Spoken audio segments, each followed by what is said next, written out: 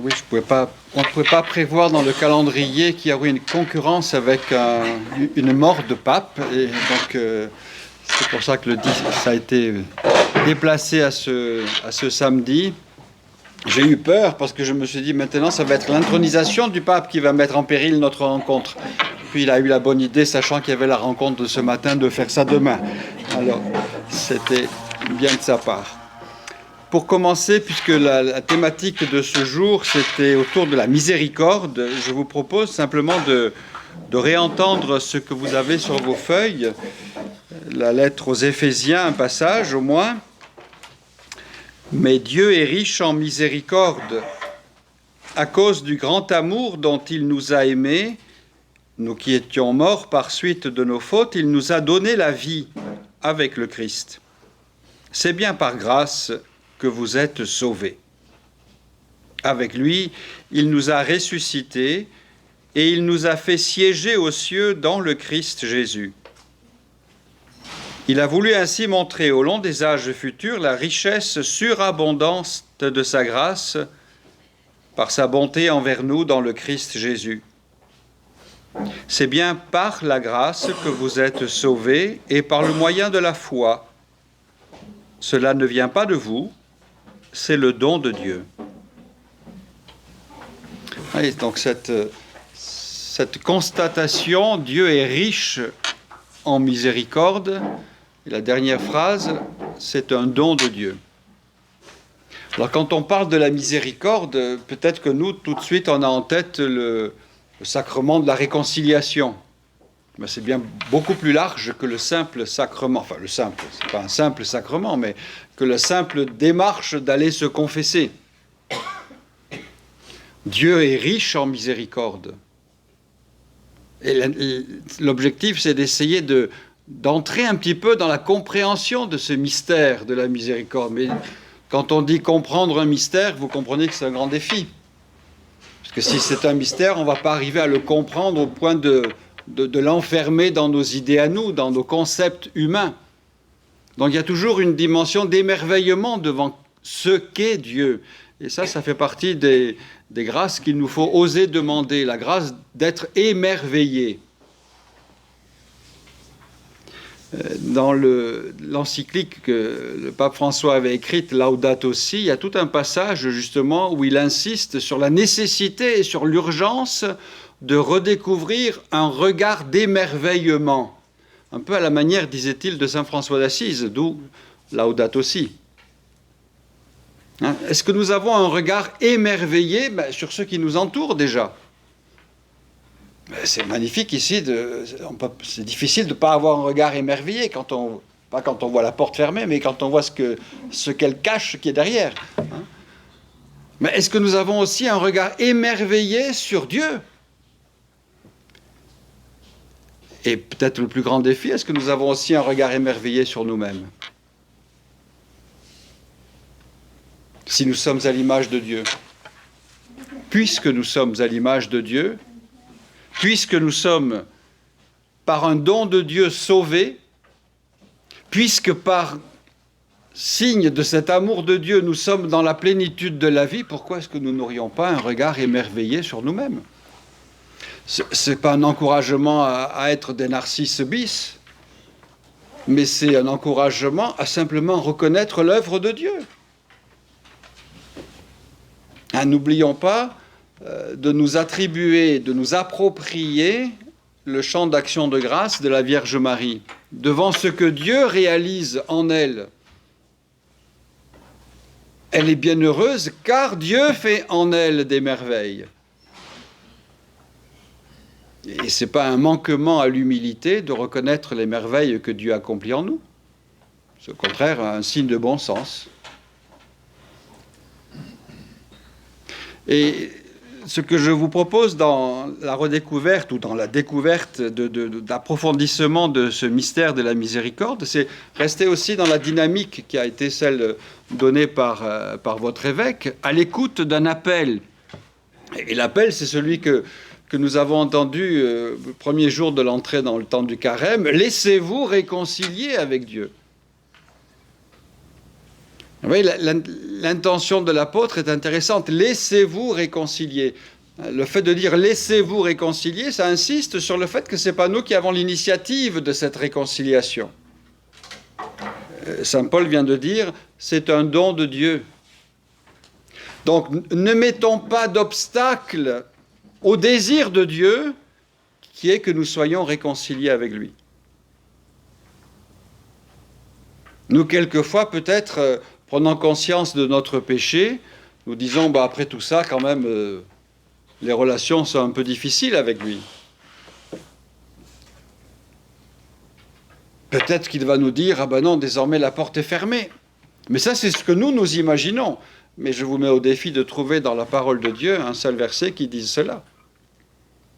Du côté de Dieu, la porte n'est jamais fermée. Et du côté de Dieu, il y a toujours cette attente, ce désir de notre retour vers lui.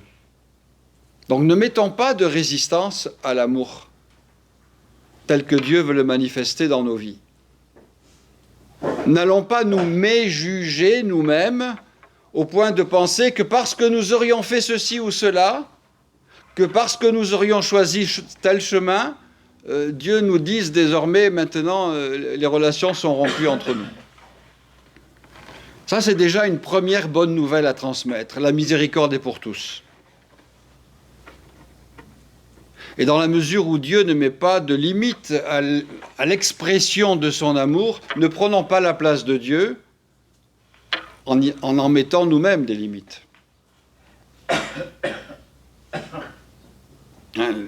On pourrait citer un certain nombre de passages d'évangile qui montrent cela. Rappelez-vous simplement le fameux passage de la rencontre de Jésus crucifié avec celui qui est juste à côté de lui. Crucifié lui aussi. Jésus aurait pu lui dire à la façon humaine, après tout ce que tu as fait, écoute, c'est bien ce que dit d'ailleurs le larron. Après tout ce que nous avons fait, c'est bien normal qu'on en soit là, mais lui... Mais après tout ce que nous avons fait, c'est ce que le larron dit, c'est pas ce que Jésus lui dit. Qu'est-ce qu'il lui dit, Jésus? Aujourd'hui même, tu seras avec moi en paradis. Première canonisation. Et vous voyez que l'amour de Dieu et la miséricorde de Dieu n'a aucune limite. Alors là, il y a un vrai défi pour nous. Et j'insiste beaucoup sur cet aspect et qui pastoralement a des conséquences très concrètes. Et il ne faut pas simplement dire des phrases comme ça, mais il faut réfléchir au sens que cela signifie et aux implications. L'amour de Dieu n'a pas de limite. Qui sommes-nous pour en mettre? Alors, je sais que là, au niveau pastoral, il y a des questions qui seraient intéressantes à réfléchir, à approfondir. Et je vous redis ce que je vous avais peut-être déjà évoqué une fois. Au moment de la consécration, au moment de l'Eucharistie, c'est bien « prenez et mangez-en tous ». Et Jésus n'a pas ajouté, virgule, « sauf ». Alors vous voyez que je suis tout à fait conscient de ce que je suis en train de dire, des conséquences que cela peut impliquer. Mais on ne peut pas passer à côté de ça. On ne peut pas faire l'économie de la réflexion sur ce « tous ». Et c'est répété à 2 reprises quand même. À un moment solennel, puisque c'est la consécration. Vous voyez cet appel lancé à toute l'humanité, laissez-vous réconcilier avec Dieu. Laissez-vous réconcilier avec Dieu, on pourrait dire aussi, c'est permettez à Dieu d'être Dieu. Ne mettez pas d'obstacle à la manifestation de cet amour de Dieu dans votre vie. Je vais y revenir plus tard. Donc ça, c'est à l'écoute d'un appel. Et puis dans une dynamique. Quelle est la dynamique? Ce que nous entendons à plusieurs reprises tout au long de la parole de Dieu, déjà dans la première alliance, et ça va être redit et affirmé par le Christ, « Soyez saints, car moi, votre Dieu, je suis saint. » Voilà, la dynamique, c'est ça. Ah oui, mais la sainteté, c'est pas pour moi. Il y a des spécialistes pour ça. Il y a des gens qui ont été choisis pour ça. Alors ça, vous voyez, ça fait partie des idées qu'il faut déjà un peu éliminer, laisser de côté. La perspective de la sainteté, c'est la vocation la plus banale. C'est la vocation la plus ordinaire pour chacun des baptisés. Quelqu'un disait, ce qui est étonnant, c'est pas que nous soyons saints. Ce qui est étonnant, c'est que nous ne le soyons pas encore. Ah oui, mais quand même, mais la sainteté, vous voyez, la sainteté, nous, on part tout de suite sur une considération morale. Non, la sainteté, c'est pas simplement la mise en pratique d'une loi. La sainteté, c'est vivre au rythme d'un amour. Hein, vous voyez, il y a la loi, ça ne veut pas dire que la loi n'a pas d'intérêt, n'a pas d'importance. Mais la sainteté, c'est pas d'abord la conformité à une loi. La sainteté, c'est d'abord la conformité à un amour. Et c'est parce qu'il y a la conformité à cet amour qu'ensuite il y a des conséquences pratiques qui sont exprimées à travers des lois. Et ce n'est pas le chemin inverse. Ce n'est pas d'abord la loi qui va m'apprendre à aimer, non. C'est parce que j'aime qu'ensuite je prends des décisions, des engagements qui vont permettre à cet amour de s'incarner. Donc la dynamique, c'est bien ça, c'est bien ressembler à notre Père. Qu'est-ce que tu veux faire quand tu seras grand? Moi, je veux être comme papa. Voilà la perspective. Nous sommes les enfants d'un Dieu qui est riche en miséricorde, et notre objectif, c'est de lui ressembler. Dans l'évangile d'aujourd'hui, c'est brave Philippe, ça tombe bien, qui s'approche de Jésus, montre-nous le Père. Mais comment, depuis que tu me connais, tu n'as pas encore découvert que qui me voit le Père? Et le grand défi de cette phrase, c'est que non seulement elle sorte de la bouche de Jésus, mais c'est qu'elle sorte de chacune de nos bouches. Comment, depuis que tu me connais, tu n'as pas encore vu le Père? Voilà notre objectif.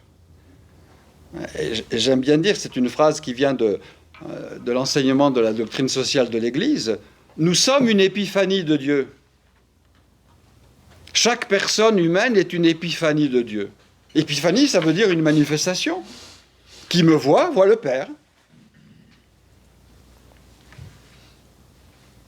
Et c'est aussi quelque chose qui rejoint notre vocation baptismale. Dans les temps que nous vivons dans l'Église, ça va être très à la mode de citer souvent saint Augustin. Voilà. Vous avez compris pourquoi je fais ce lien. Voilà. Eh bien, saint Augustin dit, au jour de votre baptême, vous n'êtes pas simplement devenu chrétien, vous êtes devenu Christ. Vous voyez, vous êtes devenu chrétien, ça veut dire j'appartiens à un groupe. Et saint Augustin dit non, c'est pas simplement ça. Vous êtes devenu Christ. Et donc, si vous êtes devenu Christ, qui empêche que vous disiez qui me voit le Père? Oui, les conséquences et la dynamique qui est la nôtre. Donc la sainteté, c'est pas simplement de vivre un peu mieux que le voisin ou que la voisine, mais la sainteté, c'est ressembler à notre Père, ressembler à celui qui est le visage du Père, le Christ. Nous ne sommes pas simplement devenus chrétiens, nous sommes devenus Christ. Et c'est bien le sens de ce que nous avons vécu au jour de notre baptême. Par l'onction avec le Saint-Crème, nous sommes devenus Christ. Le mot Christ veut dire celui qui a reçu l'onction. Donc c'est bien de nous dont il est question. Mais tout ne se résume pas dans le fait d'avoir reçu l'onction. Ah oui, j'ai reçu l'onction, donc ça y est, je n'ai plus qu'à me laisser vivre. Non, le fait d'avoir reçu l'onction a une conséquence très pratique, très concrète dans notre vie. Et c'est là le combat du quotidien, c'est là le combat spirituel. C'est faire en sorte que ce que nous vivons aujourd'hui soit en relation avec ce que nous avons reçu. Afin que l'onction ne soit pas simplement, bah oui, il y a un certain nombre d'années, j'ai été baptisé. Oui, et alors? Et qu'est-ce que ça signifie dans l'aujourd'hui? Oui, la dynamique, elle est là. Être chrétien, c'est pas, ça y est, je suis en règle, j'ai tout fait, comme on dit quelquefois. J'ai été baptisé, j'ai fait la première communion, j'ai été confirmé, donc j'ai tout fait. Eh oui, mais tout reste à faire plutôt. Tu as tout reçu pour faire. Tu as tout reçu pour faire, mais ce n'est pas Dieu qui va faire à ta place. Il t'a donné tous les moyens nécessaires pour que tu mettes en œuvre cette vocation qu'il t'a confiée de devenir saint dans ton humanité. Et devenir saint, ça ne veut pas dire ben moi je vais ressembler à Sainte Thérèse de l'Enfant Jésus, non. Ah mais moi je préférerais Saint François d'Assise. Non, non, c'est pas ça non plus. Nous avons à inventer chacun et chacune notre manifestation de la sainteté. La sainteté, c'est pas simplement ressembler à quelqu'un d'autre, c'est d'être pleinement soi-même dans une relation d'amour avec Dieu. Il y a une phrase qui est intéressante à cet égard de Sainte Thérèse de l'Enfant Jésus, quand elle dit la sainteté, c'est tout simplement faire ce que nous avons à faire en y mettant le plus d'amour possible. Et là aussi, le pape François avait écrit un très beau texte sur la vocation universelle à la sainteté. Il parle de la sainteté de la porte d'à côté. Il y a ces grandes images de sainteté, ces grandes figures de sainteté. C'est bien de les avoir. Mais et nous, quelle sainteté mettons-nous en œuvre? Comment incarnons-nous dans notre vie quotidienne cet appel à la sainteté?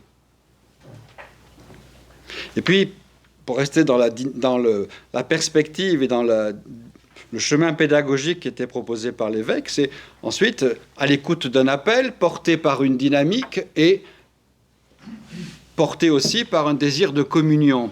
Alors là, vous avez compris déjà, mais je vous l'avais déjà dit, je crois, ce jeu de mots, porté par une communion, la miséricorde nous invite à contempler un Dieu qui est tout amour. Alors la contemplation d'un Dieu qui est tout amour, c'est « Oh, voyez comme Dieu nous aime ». Mais ce n'est pas simplement cela.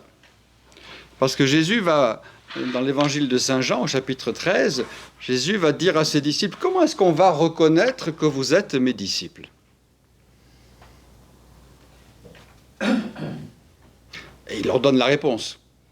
On reconnaîtra que vous êtes mes disciples si vous avez de l'amour les uns pour les autres. Vous voyez, la reconnaissance des disciples, ce n'est pas un championnat de chapelet, j'allais dire. Moi, j'en dis un par jour, moi, j'en dis deux. Donc, je suis plus disciple que toi. Non, c'est bien de dire le chapelet. Donc, je vous encourage à le dire. Mais ce n'est pas comme ça qu'on reconnaît les disciples. On reconnaît les disciples dans la mesure où nous avons de l'amour les uns pour les autres. Voilà le signe distinctif donné par Jésus pour être son disciple et pour être reconnu par les autres comme des disciples. Si bien qu'on peut dire des disciples, voyez comme ils s'aiment. Et comme l'amour a toujours une fécondité, vous pouvez dire, ces disciples qui s'aiment, s'aiment.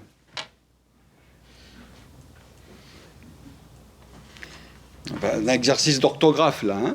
Une dictée, il ne faut pas faire la faute. Ce n'est pas une répétition du même verbe. Les disciples qui s'aiment, du verbe aimer, s'aiment, du verbe semer. L'amour a toujours une fécondité. Qui n'est pas nécessairement toujours immédiatement apparente, d'ailleurs. Vous voyez, c'est dans cette perspective que je vous invite à approfondir ce mystère de la miséricorde. Et là encore, je me réfère à une phrase du pape François quand il avait proclamé l'année sainte extraordinaire de la miséricorde. Il avait écrit ceci: « Nous avons toujours besoin de contempler le mystère de la miséricorde. Elle est source de joie, de sérénité et de paix. Elle est la condition de notre salut. » Oui, c'est intéressant de voir le lien qui est fait. Miséricorde, vous voyez, nous, le premier lien qu'on fait, c'est confession des péchés. Là, le lien qui est fait, joie, sérénité et paix.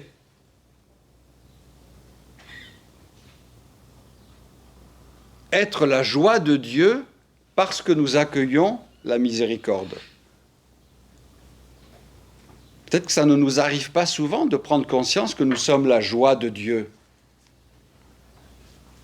Nous avons l'habitude de dire, nous allons vers Dieu qui est source de notre joie. Et Dieu, de son côté, il dit, je vais vers l'homme et la femme parce qu'ils sont source de ma joie. C'est bien ce que Jésus nous dit dans l'Évangile, dans le passage où il y a les paraboles de la miséricorde. Comment elles se terminent, ces trois paraboles? Par l'affirmation qu'il y a de la joie dans le ciel. Pourquoi? Parce qu'un de ceux qui s'étaient égarés ou perdus est revenu. Oui, la miséricorde est immédiatement en relation avec la joie de Dieu. Chaque fois que nous accueillons, que nous donnons un espace à la miséricorde dans notre vie, nous sommes la joie de Dieu.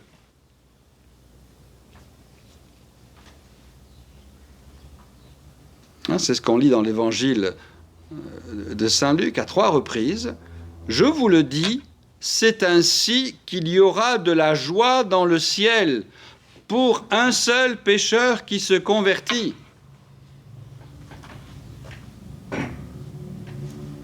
Plus que pour 99 justes qui n'ont pas besoin de conversion. Vous voyez, si j'estime que je suis suffisamment parfait pour ne pas avoir besoin de conversion, je prive Dieu de la joie. Ce qui donne de la joie à Dieu, ce n'est pas simplement que je reconnaisse que je suis pécheur, mais c'est que, ayant reconnu que je suis pécheur, je reviens vers lui. Voilà ce qui donne de la joie à Dieu. Au chapitre 15, verset 7 de Saint Luc, au chapitre 15, verset 10, vous avez la même chose. Je vous le dis, il y a de la joie devant les anges de Dieu pour un seul pécheur qui se convertit.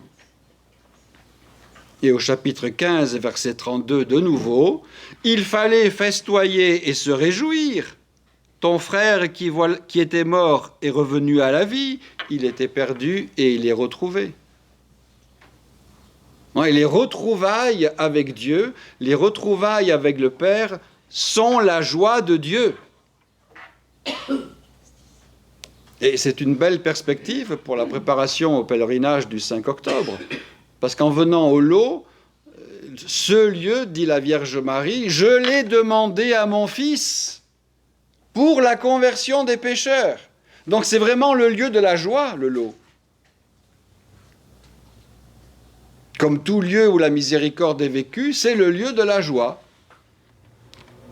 Nous, quelquefois, le confessionnal, c'est plutôt le lieu des larmes ou le lieu des pleurs. Mais ça peut être des pleurs de joie.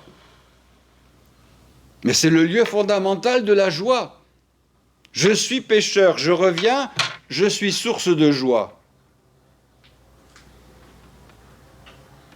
Et voyez en quoi la miséricorde est une bonne nouvelle à transmettre. Parce que nous sommes faits pour la joie, nous sommes faits pour le bonheur. Nous ne sommes pas simplement faits pour le plaisir, nous sommes faits pour le bonheur. Ce n'est pas tout à fait la même perspective. Un des drames, c'est que souvent nous préférons le plaisir au bonheur. Mais quand je dis plaisir, ça veut dire des choses futiles, passagères, superficielles, qui n'engagent pas la plénitude de la personne. Vous voyez, ne résistons pas à cette joie que nous pouvons offrir à Dieu.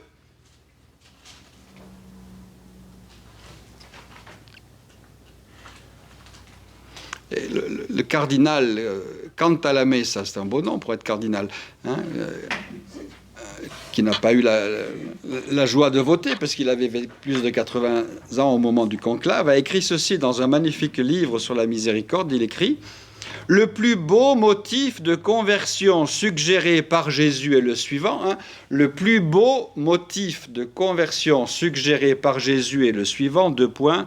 Je veux rendre mon Dieu heureux. Il m'attend. Vous voyez, un changement de perspective pour découvrir la miséricorde. Je veux rendre mon Dieu heureux et il m'attend.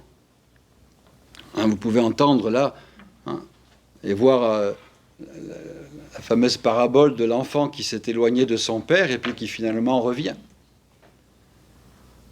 Et là, évidemment, en évoquant ce passage de l'Évangile, je ne peux pas faire l'écho de vous citer une partie du magnifique commentaire du père Baudiquet sur ce tableau de Rembrandt. Il écrit ceci en contemplant le Père. Je ne sais pas si vous avez dans votre imaginaire ce tableau de Rembrandt. Voici ce qu'il écrit en parlant du Père. Il parle de son visage d'aveugle.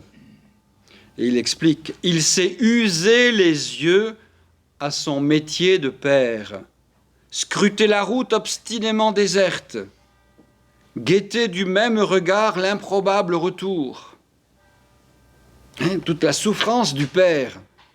Vous voyez, le fils est parti, et depuis que le fils est parti, le père ne cesse de regarder le chemin. Il s'est usé le regard à force de regarder ce chemin, où pour l'instant personne ne revient. Et en parlant du père, il dit, il est orphelin de son fils. Nous, on a l'habitude de, quand on dit d'un orphelin, c'est quelqu'un qui n'a pas de père ou qui n'a pas de mère. Là, c'est le père qui est devenu orphelin avec le regard de son fils, avec le départ de son fils. Orphelin de fils, dévasté d'une aussi longue absence, il s'est épuisé à tenir debout.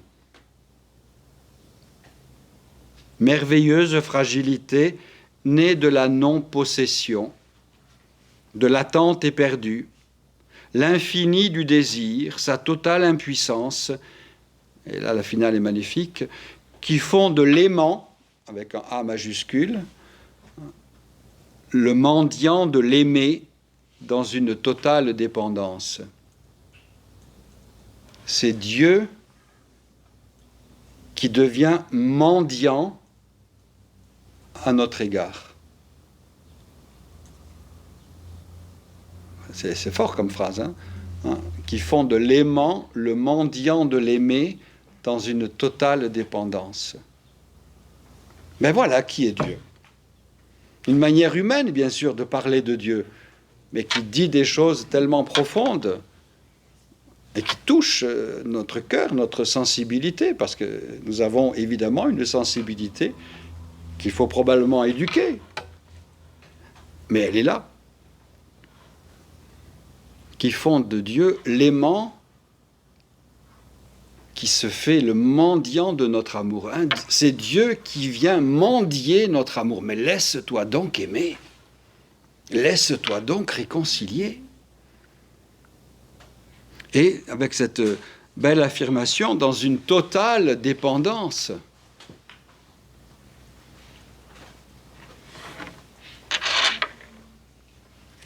Vous voyez, donc ça change un petit peu notre perspective sur la découverte de la miséricorde. Et puis, sur la façon de vivre et d'accueillir cette miséricorde. Encore une fois, avec cette première insistance sur la joie.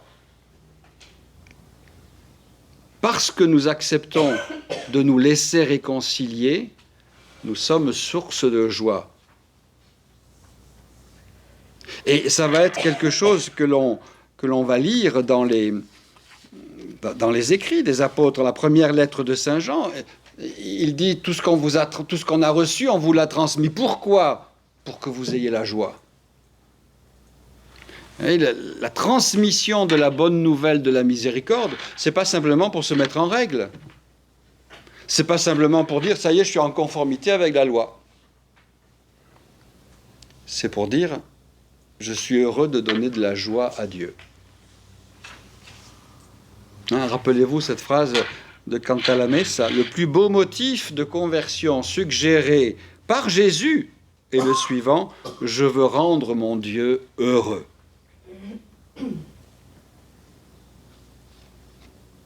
Dites-vous cela chaque fois que vous entrez dans un confessionnal ou que vous allez rencontrer un prêtre pour recevoir le pardon.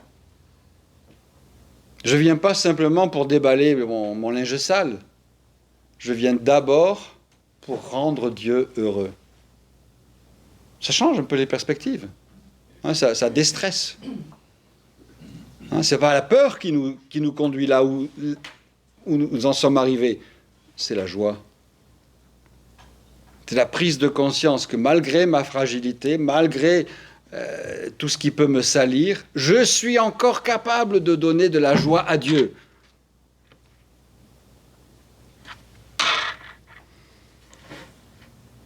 Dans son livre assez étonnant qui s'appelle L'Idiot, Dostoïevski écrit ceci. Autant une mère éprouve de joie en voyant le premier sourire de son enfant, autant Dieu en éprouve chaque fois qu'il voit du haut du ciel un pécheur le prier du fond du cœur. Encore une fois, cette joie, la joie de Dieu qui voit que nous acceptons de nous tourner vers lui. Et c'est bien ce que l'on lit dans la parabole de l'enfant prodigue. L'enfant, il fait comme nous quelquefois. Bon, je vais retourner vers mon père, alors je vais écrire la liste.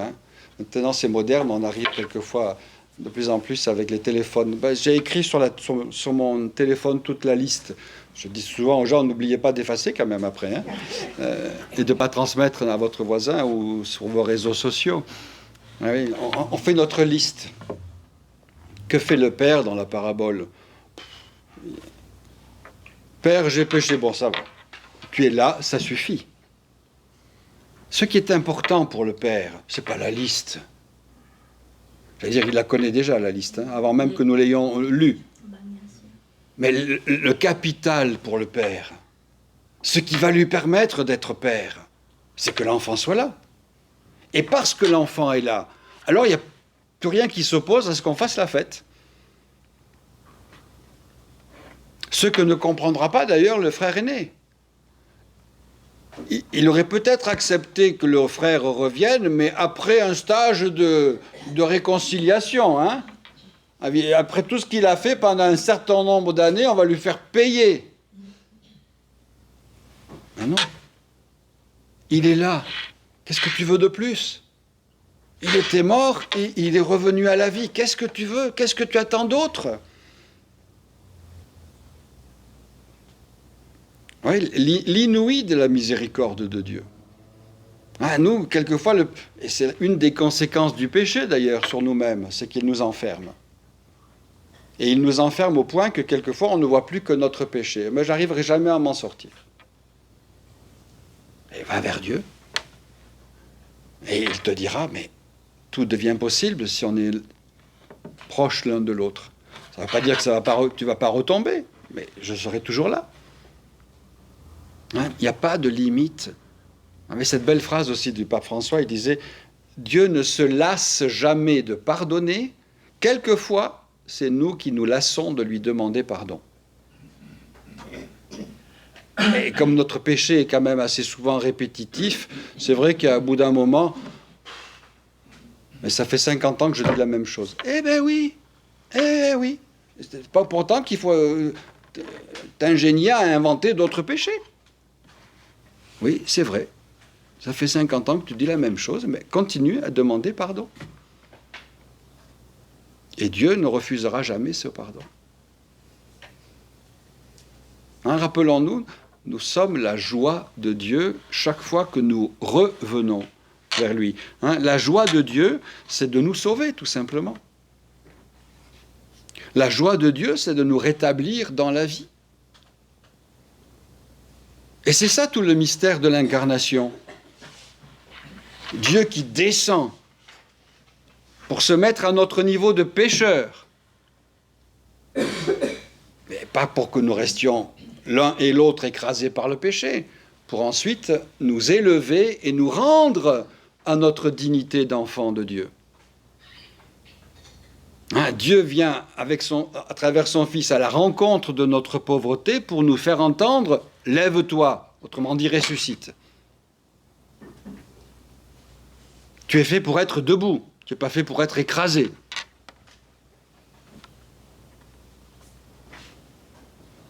La joie de Dieu, c'est bien de nous sauver, de faire en sorte que nous soyons justement le reflet de cette présence aimante de Dieu. Parce que lorsque nous aurons fait nous-mêmes l'expérience de cet amour, nous serons porteurs de cette bonne nouvelle, que l'amour de Dieu peut tout renouveler dans notre vie. Et c'est là aussi le sens du mot miséricorde. Non, je vous reciterai tout à l'heure un commentaire du Père Baudiquet à ce sujet. Parce que nous revenons vers Dieu, c'est bien ce que Jésus va dire à Nicodème, il te faut naître d'en haut. La rencontre avec la miséricorde de Dieu, c'est toujours un acte d'engendrement. Ce n'est pas un acte d'effacement. J'arrive avec mon ardoise où j'ai toute ma liste, on m'a effacé, de manière à ce que je puisse recommencer à écrire. Non, ce n'est pas un acte d'effacement, c'est un acte d'engendrement. Nous sommes engendrés à une vie autre. En sortant, nous ne sommes pas tout à fait identiques à celui ou celle que nous étions en entrant.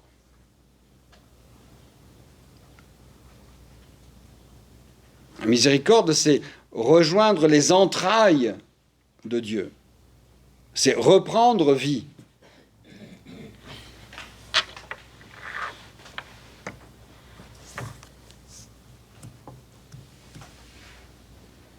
Et il y a, évidemment, quand on regarde les événements de notre monde, il y a l'urgence d'accueillir la miséricorde.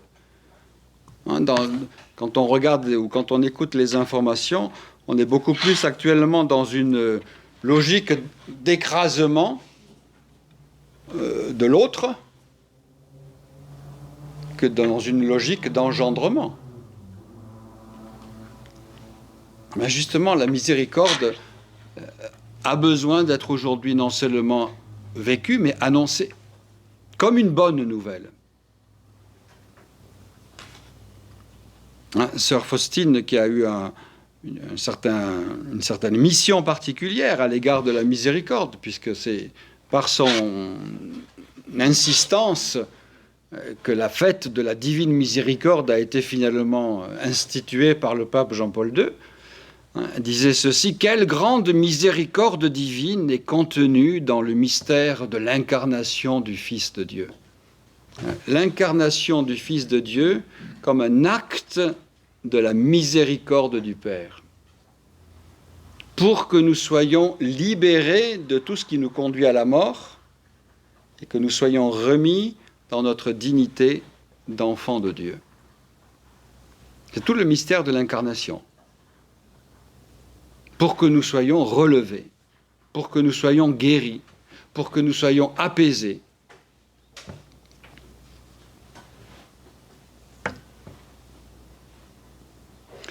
Et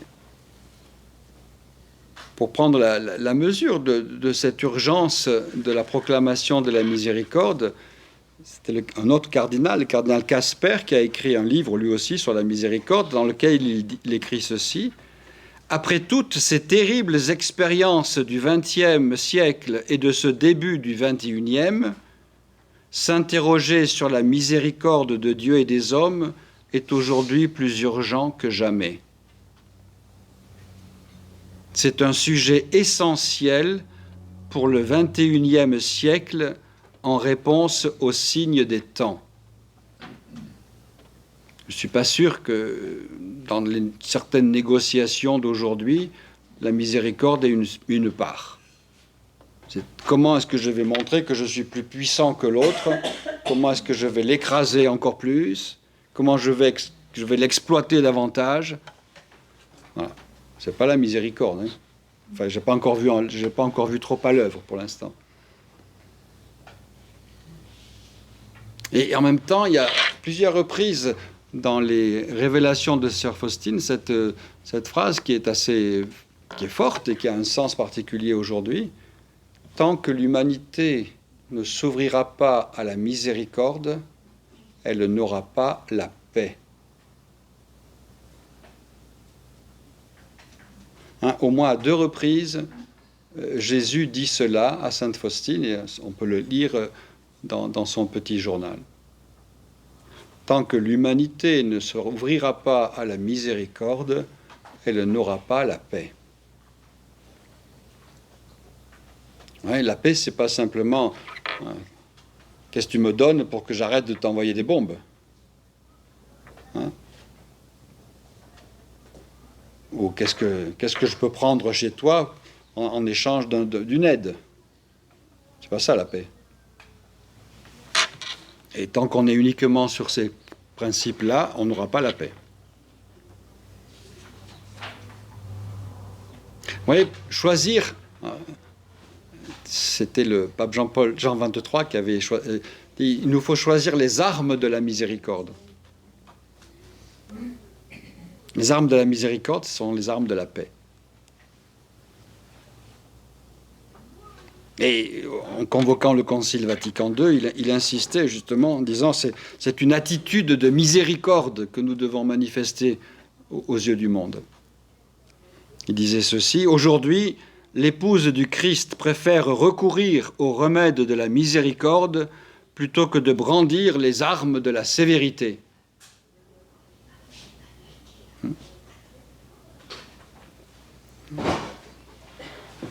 Les armes de la sévérité, il y a toujours des gens qui disent il faudrait vraiment qu'on retrouve ça pour rétablir un peu d'ordre, y compris dans l'Église.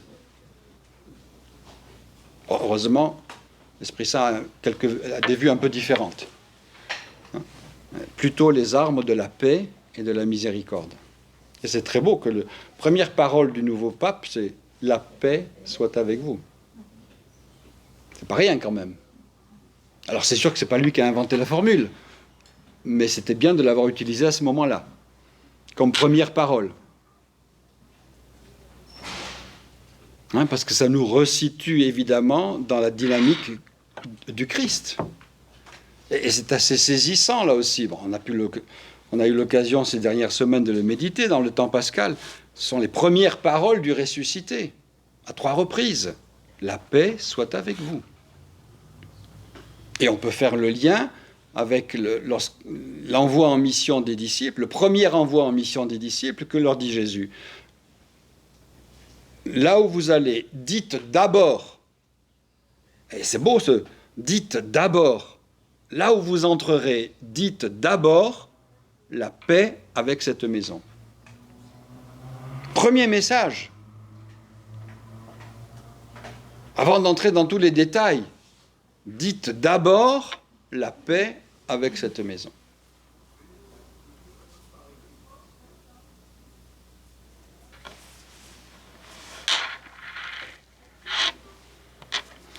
Et rencontrer la miséricorde, c'est tout simplement pour nous rencontrer le Christ. C'est lui le visage de la miséricorde. Si l'incarnation, c'est la manifestation de la miséricorde du Père, celui qui s'incarne, le Verbe qui se fait chair, est le visage de la miséricorde. Mais rappelez-vous ce que je disais au tout début, nous sommes devenus Christ. Je contemple le Christ, visage de la miséricorde. Puisque je suis Christ, il m'appartient d'être aujourd'hui miséricordieux. Et c'est bien d'ailleurs ce que nous disons quotidiennement dans notre prière.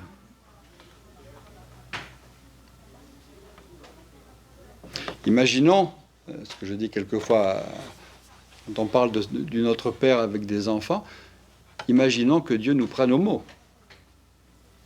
Pardonne-nous comme moi je pardonne. Hein? Voilà. Heureusement qu'il a d'autres critères. Hein? Mais en même temps, ça dit quelque chose de notre engagement. On ne peut pas se contenter de dire ces paroles. Vous savez comment on fait tourner un moulin à prière, là. Voilà. J'ai enclenché la formule, il faut qu'elle aille jusqu'au bout. Non, elle a un sens, cette formule. Cette parole a un sens. Elle dit quelque chose de mon engagement parce que je suis devenu Christ. Et c'est ce que le Christ va faire tout au long de sa vie. Là, au moment où il est crucifié, il ne dit pas à ce Père, toi qui es tout-puissant, venge-moi maintenant. Non, il dit pardonne-leur. Hein? Il n'y a pas d'obstacle à cette miséricorde. Et tous ceux qui ont essayé de réfléchir un petit peu à la personnalité de Judas, hein, qu'aurait fait Jésus si Judas était revenu vers lui pour demander pardon? Il l'aurait pardonné, comme il a pardonné à Pierre. Mais il ne dit pas simplement à Pierre, je te pardonne. Il dit quelque chose de plus profond. Est-ce que tu m'aimes? Mais est-ce que tu m'aimes vraiment? C'est ce qu'il aurait dit à Judas. Bah oui, tu as fait ça, mais est-ce que tu m'aimes vraiment? C'est la question que Jésus ne cesse de nous poser. Est-ce que tu m'aimes vraiment? Oui, mais d'accord, ça, tu as choisi tel... Oui, est-ce que tu m'aimes? Et parce que tu m'aimes, je peux te confier une mission. Elle s'intéresse de l'enfant Jésus en parlant de Judas, vous savez. Elle dit, moi, si j'avais été Judas, je serais allé me pendre au cou de Jésus.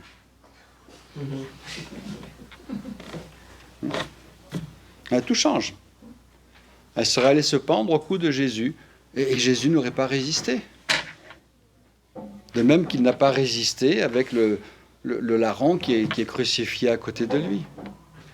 Et c'est nous qui mettons un obstacle. C'est nous qui allons imaginer que parce que nous avons fait ceci, parce que nous avons vécu ainsi, c'est fini. Mais nulle part dans l'Évangile c'est écrit ça. C'est écrit l'inverse au contraire.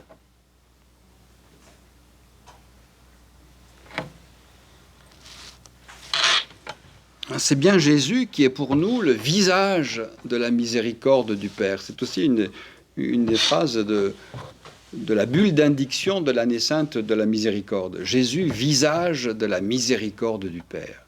Encore une fois, ce que nous disons de Jésus, nous le disons de nous. Nous sommes le visage de la miséricorde du Père.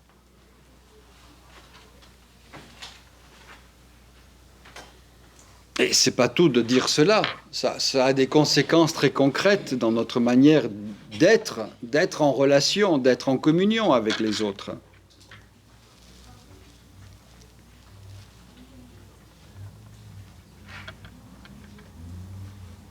Lorsque le conclave s'est ouvert, mais c'était le précédent, c'était en 2005, celui qui était alors le cardinal qui prêchait, qui s'appelait Joseph Ratzinger, après il a changé de nom, mais à ce moment-là il était encore Joseph Ratzinger, il avait dit ceci dans son homélie: Jésus-Christ est la miséricorde divine en personne, rencontrer le Christ signifie rencontrer la miséricorde de Dieu. Rencontrer le Christ signifie rencontrer la miséricorde de Dieu. Donc, puisque je suis devenu Christ, me rencontrer, c'est rencontrer la miséricorde de Dieu. Voilà, vous respirez profondément et puis vous dites, bon, allez, allons-y, mettons en pratique.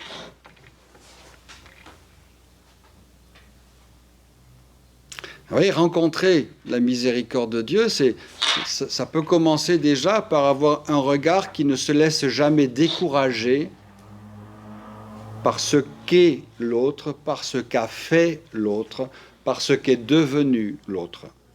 Quand Jésus rencontre un paralysé, il ne se met pas à pleurer à côté de lui en disant « Ben oui, tu es paralysé, c'est ainsi ». Non, il le regarde avec bienveillance et va changer quelque chose dans sa vie. Ben voilà. Voilà comment nous pouvons être porteurs de cette bonne nouvelle de la miséricorde. Déjà simplement en commençant par un regard de bienveillance à l'égard de l'autre. Pas simplement à l'égard de celui que nous avons choisi de regarder avec bienveillance, mais à l'égard de toute personne que nous allons rencontrer. D'avoir un regard qui permette déjà de se remettre un peu debout, de retrouver un peu de confiance en soi. Si déjà on mettait ça en place dans nos vies, dans nos attitudes, il y a beaucoup de choses qui pourraient changer. Nous sommes, prenons conscience de ça, nous sommes le visage de la miséricorde. Nous sommes les acteurs. Bienheureux les miséricordieux, ils obtiendront miséricorde. Rappelez cette fameuse phrase aussi de Jésus, la mesure que vous utilisez pour les autres, c'est la même qu'on va utiliser pour vous. Donc on a tout intérêt à utiliser une mesure d'amour et de bienveillance de manière à être traité de la même manière, de la même façon. On est là vraiment au cœur de la révélation biblique. Ce message d'amour, ce message d'alliance dans l'amour, ce message de vie nouvelle par l'amour. C'est bien tout ça qui est en cause dans la miséricorde.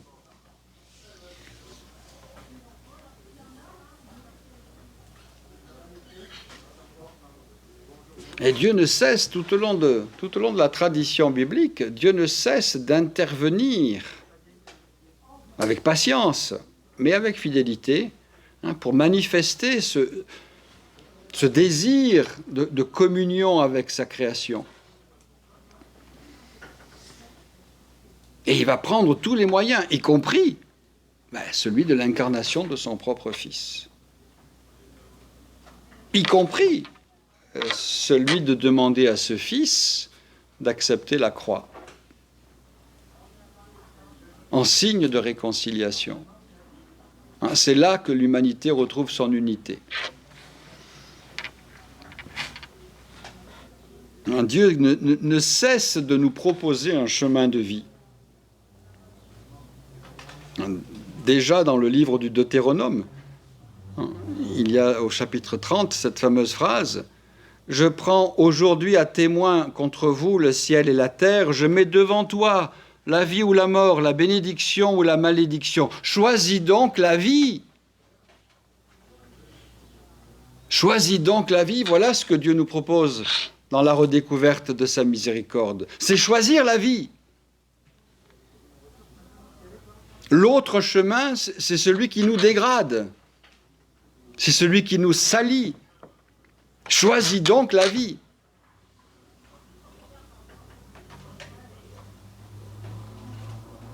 Et c'est nous qui devons faire ce choix. Je disais au début, Dieu nous a tout donné pour que nous le mettions en pratique. Mais est-ce que nous mettons en pratique ce choix de la vie ?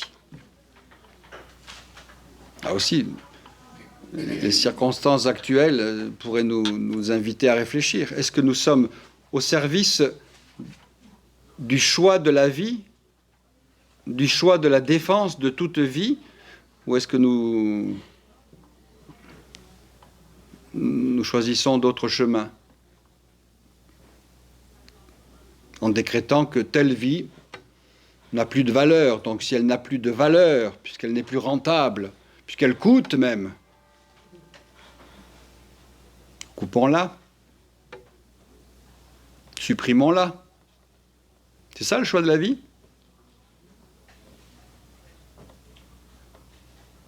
Il y a une très belle réplique du président de la Conférence des évêques de France, au lendemain d'un triste discours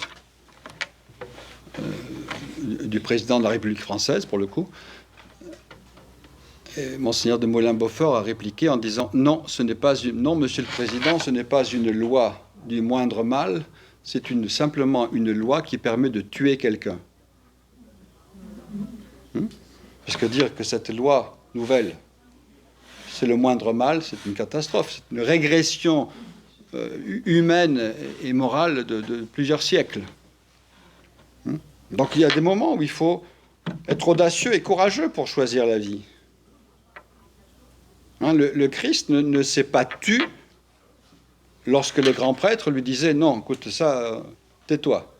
Les apôtres ne se sont pas tus lorsqu'on leur a dit « Écoutez, on vous remet en liberté, mais taisez-vous ».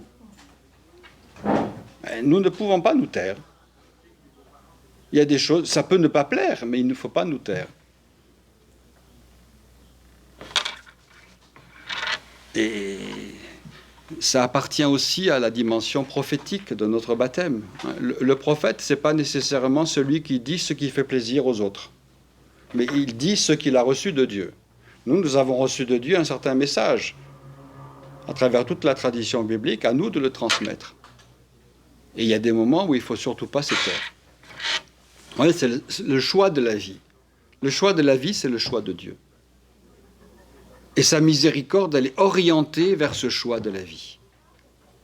Elle est pour que la vie soit toujours victorieuse du mal et de la mort.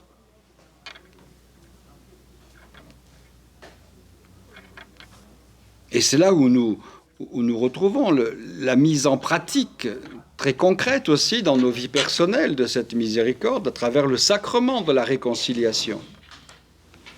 Laissez-vous réconcilier avec Dieu. Non seulement il y a cette affirmation, mais il y a le moyen de vivre cette réconciliation à travers le sacrement. Et c'est encore le pape François. Je ne cite pas trop le pape Léon, parce que pour l'instant, il n'y a pas eu beaucoup d'écrits. Il y a eu des discours qui sont très beaux déjà et très, très clairs, très nets. Mais je cite encore une fois le pape François qui disait « Le sacrement de la réconciliation permet de toucher de la main la grandeur de la miséricorde. » Nous avons besoin d'entendre « Et moi, au nom du Père et du Fils et du Saint-Esprit, je te pardonne. » Mais c'est pas « et moi », c'est pas le Père Philippe ou le Père Thaddée qui dit ça. C'est Dieu qui, à travers son serviteur, dit cela à son enfant qui a fait cette démarche. Nous avons besoin d'entendre « tu es pardonné par Dieu ». Il y a une très belle phrase du bienheureux père Lataste, qui était un dominicain qui a fondé les dominicaines de Béthanie, une communauté qui accueillait à la fois des filles qui sortaient de prison et puis des filles qui n'étaient jamais allées en prison. Et il était prédicateur donc dans une prison de femmes au XIXe siècle, ce n'étaient pas les conditions très faciles, et il leur disait « Dieu ne s'intéresse pas à ce que vous avez été, Dieu s'intéresse à ce que vous êtes. » Vous voyez, le sacrement de la réconciliation, c'est Dieu qui s'intéresse à ce que nous sommes à ce moment-là, pas à ce que nous sommes porteurs dans notre histoire passée. Dieu n'est pas là pour nous dire « Ah, mais tu te souviens, il y a 15 ans, ah oui, mais tu te rappelles Non. Dieu se réjouit, rappelez-vous la parabole, Dieu se réjouit du fait que nous soyons là. Et quand le Fils revient, Dieu ne lui fait pas toute une théorie sur ce qu'il aurait dû faire, sur ce qu'il aurait pu faire, sur ce qu'il aurait dû éviter. Il lui dit « Tu es là, tout est prêt pour la fête. » Voilà le sacrement de la réconciliation. Tu es là, donc tout est fait pour la fête. Et la rencontre avec la miséricorde, la rencontre avec le Christ, va susciter quelque chose de nouveau dans notre vie. J'aime beaucoup aussi la rencontre de Jésus avec Zachée. Peut-être que je l'avais déjà raconté, mais Jésus ne dit pas à Zachée « Va régler tous tes problèmes, va rendre tout ce que tu as volé, et quand tu auras fait cela, je viendrai chez toi. » Il lui dit « Aujourd'hui, il faut que j'aille demeurer chez toi. » aujourd'hui, dans la situation où tu es. Et parce que Zachée accueille Jésus, alors il comprend qu'il doit changer quelque chose dans sa vie. Vous voyez, ça se passe dans ce sens-là et pas dans celui que nous aurions imaginé. Hein? Dieu va s'intéresser à moi quand je serai parfaitement saint. Ce qui fait qu'il risque d'être éternellement tranquille. Non, Dieu nous dit, tu es sale, je viens chez toi. Et parce que je viens chez toi, tu vas être purifié. C'est Benoît XVI qui disait, Dieu ne craint pas de se salir les mains pour venir à notre rencontre. C'est parce que nous accueillons le Christ dans l'état où nous sommes que nous prenons conscience que nous devons ou que nous pouvons changer. Oui, c'est d'abord la réconciliation et ensuite les choix de la vie. L'Évangile précède la morale. Quelquefois, malheureusement, on a fait l'inverse. On a fait de l'Évangile un livre de morale. L'Évangile, c'est d'abord l'accueil du commandement de l'amour, et parce que j'accueille ce commandement de l'amour, alors je me rends compte que je ne peux pas faire n'importe quoi de ma vie. Mais ce n'est pas parce que je suis en règle que je montre mon amour. C'est parce que j'aime que je me mets en règle. Vous voyez ? Donc la bonne nouvelle de la miséricorde, c'est pas d'abord tu dois faire ceci et tu dois éviter cela. La bonne nouvelle de la miséricorde, c'est laisse-toi accueillir par ton Dieu. Laisse-toi aimer par ton Dieu. Accepte d'être la demeure de Dieu. Et par cette présence de Dieu en toi, quelque chose va changer dans ta vie. Et pour rester dans l'air du temps, en citant saint Augustin, fameuse histoire de saint Augustin, aime et fais ce que tu veux. C'est une phrase que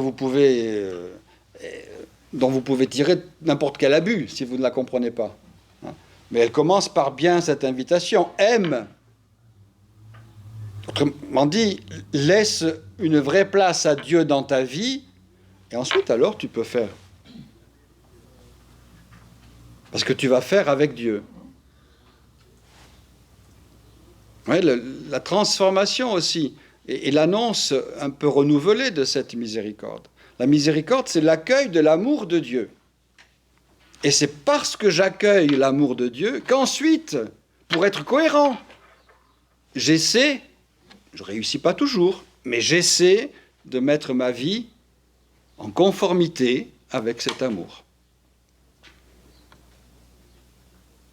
La réconciliation avec Dieu, ce n'est pas le fruit de nos efforts humains, c'est d'abord l'accueil du don. Ce que disait saint Paul, cela ne vient pas de vous, c'est le don de Dieu.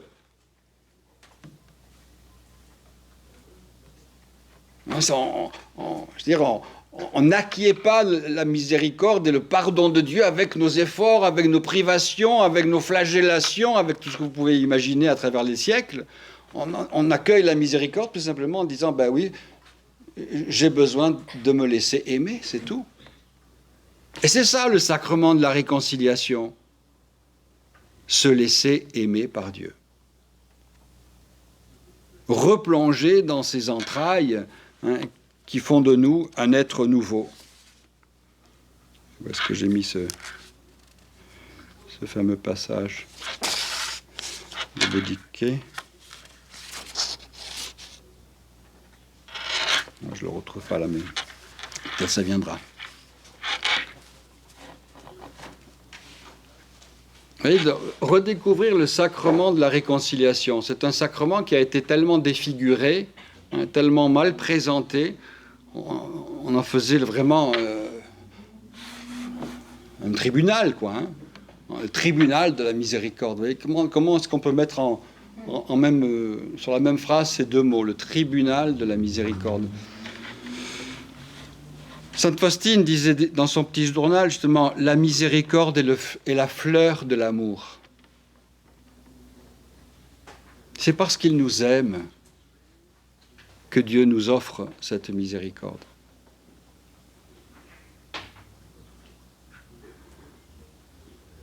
Dieu est amour et la miséricorde est son acte, disait-elle. L'acte de Dieu, c'est l'acte de la miséricorde, c'est l'acte de l'engendrement. Il te faut renaître d'en haut. Nicodème a un peu de mal à comprendre ce que ça signifie, parce qu'il le prend au niveau premier, au niveau physique. À mon âge, je ne peux pas rentrer dans le sein de ma mère, non ?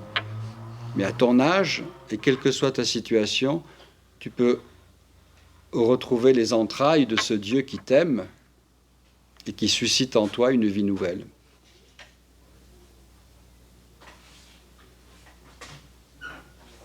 Accueillir la miséricorde, c'est nous exposer à la nouveauté de l'amour, et non pas à la répétition. Nous exposer à la nouveauté de l'amour. Qu'est-ce que Dieu va susciter de nouveau en moi ? Et c'est bien le sens de l'engagement que nous prenons, même si quelquefois nous sommes un peu fragiles dans la réalisation de cet engagement. Je prends la ferme résolution, oui, ferme entre guillemets, je prends la ferme résolution, avec le secours de ta Sainte Grâce quand même, oui, on est conscient de notre fragilité, de ne plus recommencer. Oui, voilà, j'ai pris la résolution, je n'ai pas tenu. Mais c'est pas pour ça que, parce que tu l'as pas tenu, tu vas plus retrouver la miséricorde. Au contraire, puisque tu l'as pas tenu, précipite-toi, retrouve-la. Accepte de renaître, de recommencer. Nous sommes toujours des recommençants. Même si nous avons un certain nombre d'années déjà de fidélité à la vie de l'Église, nous sommes des recommençants au niveau de l'amour.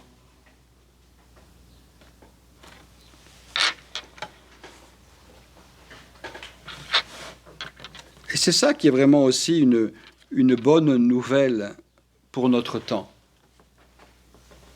Rien n'est définitivement perdu. Et quand on rencontre des personnes qui ont vécu une forte expérience justement de cette miséricorde qui renouvelle, c'est saisissant. C'est vraiment une renaissance. Et au lot, je peux vous dire que c'est assez surprenant ce flot régulier de personnes qui viennent se confesser, et on est témoin vraiment de merveilles réalisées par le Seigneur à travers ce sacrement. Et ce qu'a dit la Vierge Marie il y a un peu plus de 360 ans maintenant, c'est vraiment des choses qu'on vit au quotidien.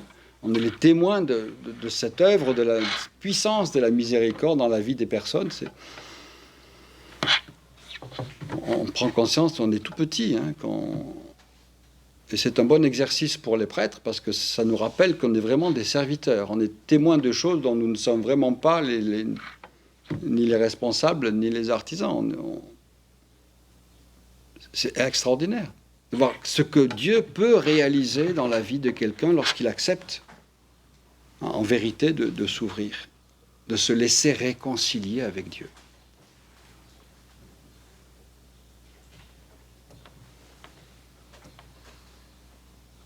Je suis toujours étonné, je me dis, mais comment est-ce que les gens débarquent dans ce coin perdu pour venir se plonger dans la miséricorde de Dieu, quoi, c'est...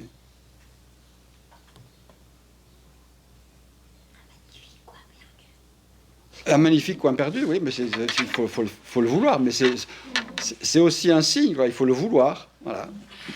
Oui, la miséricorde nous est offerte, mais si à celui qui offre en face, il n'y a personne qui reçoit ou qui veut recevoir, elle est offerte. Dieu ne cesse d'offrir. C'est pas lui qui n'offre plus. C'est moi, quelquefois, qui ne veux plus recevoir. Et donc, évidemment, il faut qu'il y ait cette rencontre. Et c'est ça aussi l'immense respect de Dieu à l'égard de notre liberté. Il ne cesse de nous dire, mais laisse-toi aimer. Mais tant que je dis non, tant que je résiste,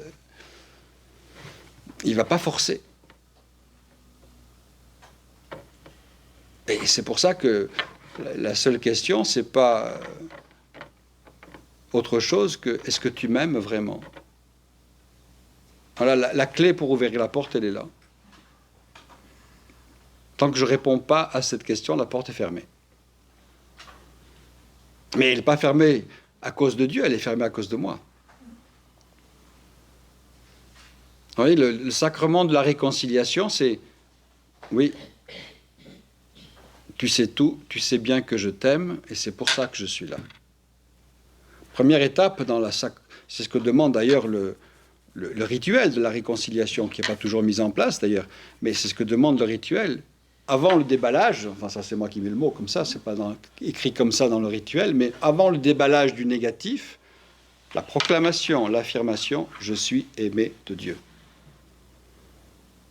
Et ce qui donne un sens à ma présence en cet instant, c'est la découverte que je suis aimé de Dieu.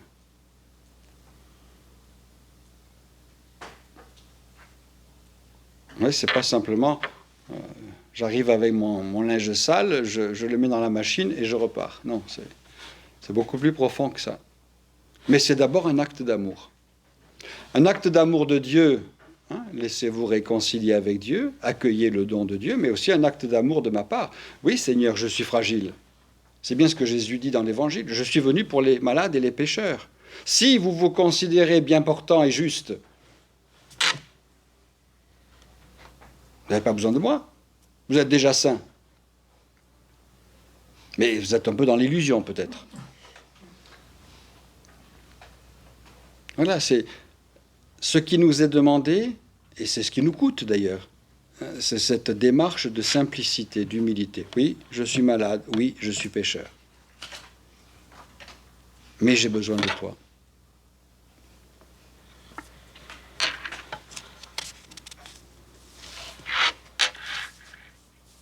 Ouais, c'est le cardinal Casper qui dit ceci.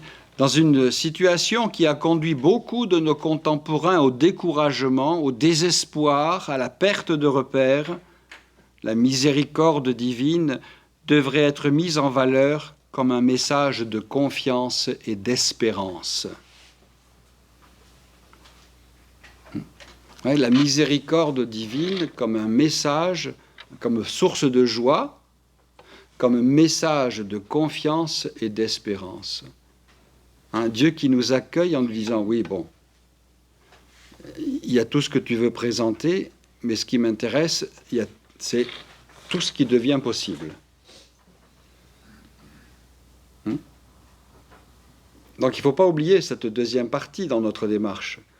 Pas simplement nous débarrasser de tout ce qui va mal, ou de tout ce qui n'a pas été conforme à ce que Jésus attendait de nous, mais accueillir tout ce qui désormais devient possible. C'est ça qui intéresse Dieu. C'est le chemin qui est devant. C'est pour ça que celui qui entretient la culpabilité, ce n'est pas Dieu. C'est l'œuvre de l'autre. Hein? Du père du mensonge, ou du tentateur, ou du diviseur, vous lui donnez le nom que vous voulez, mais quel que soit son nom, il est là. Et lui, il veut nous culpabiliser. Lui, il veut nous entretenir dans notre culpabilité. Mais tu t'en sortiras jamais. Mais tu te rends compte, après tout ce que tu as fait, tu ne crois pas qu'il va encore t'accueillir? Ça, c'est l'autre. C'est jamais une phrase qui jaillit de la bouche de Jésus, ça. Et quand nous sommes là, ce qui intéresse Dieu, c'est comment on va vivre maintenant ensemble? Qu'est-ce que tu vas faire pour être en communion avec moi? Comment tu vas réagir pour construire un monde nouveau? Hein? Ce qui intéresse Dieu, ce n'est pas ce que nous avons été, c'est ce que nous sommes en cet instant et ce que nous rendons possible grâce à l'accueil de la miséricorde. D'où l'engagement. Ce n'est pas un acte banal. Il y a un engagement de notre part. Essayez de tout faire. Essayez.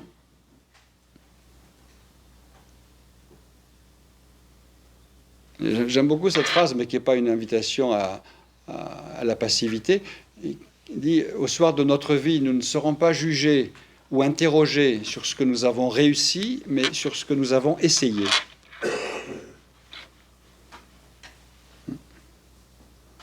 Oui, avec Dieu, on n'est pas dans le domaine de l'efficacité, de la rentabilité, de l'immédiateté. On est dans la confiance, dans l'espérance. Voilà. Et ça se construit jour après jour. Aujourd'hui, vous ne servez plus. Pape François a beaucoup parlé, ça lui a été quelquefois reproché, de la culture du rejet. Vous ne servez plus, allez hop, on jette et on prend quelqu'un d'autre. Non, avec Dieu, c'est pas ça. Oui, tu es sale, ben, je vais te nettoyer, puis voilà. Et puis on va recommencer. Ben, tu t'es sali de nouveau, ben, je suis encore là pour te nettoyer, et on recommence. Ben, c'est ça, le signe de confiance de Dieu. Hein, la miséricorde comme un acte de la confiance et de l'espérance de Dieu. Hein, je crois que vous avez déjà dit, hein, non seulement Dieu est notre espérance, mais nous sommes l'espérance de Dieu. En nous confiant son amour, Dieu espère en nous. Mais l'espérance, ce n'est pas simplement nos espoirs humains. Il sait que si nous nous ouvrons réellement à son amour, quelque chose de nouveau va jaillir. Plus rien ne sera comme avant.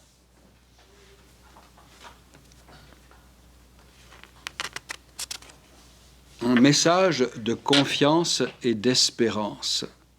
Ainsi, disait le cardinal, mettre en évidence l'importance de la miséricorde de Dieu face à la situation actuelle est un énorme défi à relever pour la théologie.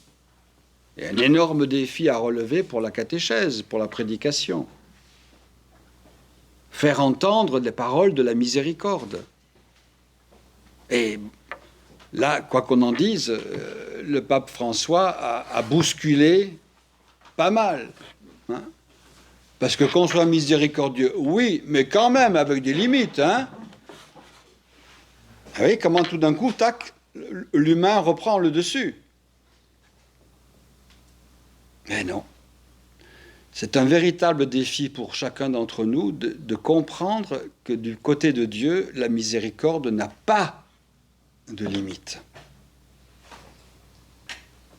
C'est un défi. Parce que, oui, quand même, celui-là, oui, mais quand même, après tout ce qu'il a fait, non, quand même. Eh bien oui. Voilà l'inouï de la miséricorde de Dieu. C'est ce qui fait que, rencontrant Pierre après sa trahison et son reniement, Jésus ne lui fait pas la leçon que peut-être nous lui aurions faite. Oh ben après tout ce que j'ai fait pour toi, quand même, hein. Est-ce que tu m'aimes? Voilà. Eh bien, quelle que soit notre situation de vie, quelles que soient nos orientations ou nos choix de vie, c'est la question fondamentale. Est-ce que tu m'aimes? Après, il y a tout ce que les bons pensants diront à côté. Hein. Mais laissons-les bien penser à leur manière. Est-ce que tu m'aimes vraiment? Et il y a un jeu de paroles là, dans l'Évangile. Hein. Parce qu'en français, ça ne ressort pas, mais si vous regardez le texte d'origine, ça ressort. Ce n'est pas le même verbe utilisé par Pierre et par Jésus. Jésus commence à 2 reprises. « Pierre, est-ce que tu m'aimes vraiment ?» Et le texte, c'est « agapé ». Est-ce que tu m'aimes d'un amour qui est prêt à aller jusqu'au bout, hein, jusqu'au don de toi, comme j'ai fait pour toi? Réponse de Pierre, oui Seigneur, tu sais tout, tu sais que je t'aime. Mais ce n'est pas agapé qu'il utilise à ce moment-là. C'est l'autre verbe aimer en grec, hein, l'amour d'amitié. Deuxième question, Pierre, est-ce que tu m'aimes d'agapé? Oui Seigneur, je t'aime d'amitié. Alors, Jésus comprend, et c'est le mystère de l'incarnation. Il descend. Est-ce que tu m'aimes d'amitié, Pierre? Oui, Seigneur, je t'aime d'amitié.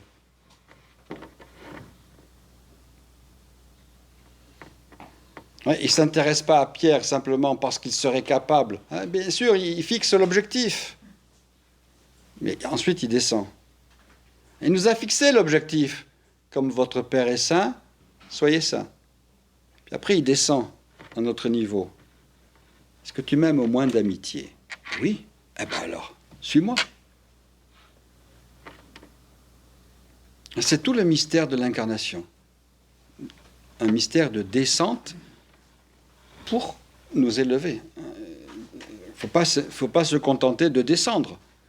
On va à la rencontre de celui qui est au plus bas, c'est ce que fait Jésus, pour le relever. C'est notre mission aussi à l'égard des autres. Évidemment, pas simplement les regarder d'en haut, mais descendre, les rejoindre dans ce qui fait leur vie, pour grandir avec eux. Une conséquence très concrète de ce mystère de l'incarnation, et c'est ainsi que Dieu révèle sa miséricorde, en descendant à notre niveau. Rappelez-vous l'hymne aux Philippiens. Le Christ qui est Dieu de toute éternité, le Fils unique, ne retint pas le rang qui l'égalait à Dieu, mais il s'est anéanti pour nous rejoindre, afin de nous élever. Voilà. C'est ça le mystère de l'incarnation, c'est exactement le mystère du baptême. Plonger pour rejaillir. C'est ça le baptême, baptiser en grec, ça veut dire plonger. Il y a une descente, mais pas pour rester sous l'eau, pour remonter ensuite. Et c'est ce qui était très visible dans les constructions. C'est pour ça que tout ça avait un sens dans les constructions des baptêmes. Si vous avez la possibilité d'aller à Rome, vous allez évidemment, en particulier dans cette année sainte, aller au baptistère du Latran, et vous verrez, baptistère du Latran, et c'était comme ça qu'étaient construits les baptistères autrefois, on descend, on plonge, et on remonte de l'autre côté. Voilà, c'est ça. C'est le mystère de l'incarnation. Dieu qui descend à notre rencontre pour nous faire remonter et pour que nous retrouvions notre dignité d'enfant de Dieu. Et dans la tradition la plus ancienne, on descendait, on était baptisé, on remontait, on recevait le don de l'Esprit Saint, et ensuite on entrait dans l'Église et on recevait le corps du Christ. Baptême, confirmation, Eucharistie. Voilà la pédagogie la plus traditionnelle au niveau du sacrement. Mais c'est ça le mystère de l'incarnation. C'est ça le mystère de la miséricorde. Un Dieu qui ne cesse de descendre pour nous rejoindre dans nos pauvretés, dans nos misères humaines, et pour nous permettre de remonter. Et si vous regardez bien le mot miséricorde, c'est un cœur qui rejoint la misère. Miséricorde. Le cœur de Dieu qui rejoint notre misère humaine pour nous rétablir dans notre vocation d'enfant bien-aimé du Père. Pour faire en sorte que l'image et la ressemblance soient vraiment la réalité de ce que nous sommes. Nous sommes à l'image et à la ressemblance de Dieu. L'image, c'est cette capacité que Dieu nous a confiée d'être comme papa. La ressemblance, c'est ce que nous faisons, nous, de cette image.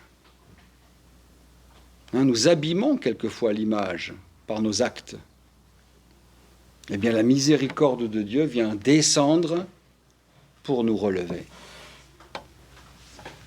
Et c'est ce que nous expérimentons, nous, de notre rencontre avec Dieu, mais c'est aussi ce que nous sommes invités à vivre dans nos rencontres avec les autres.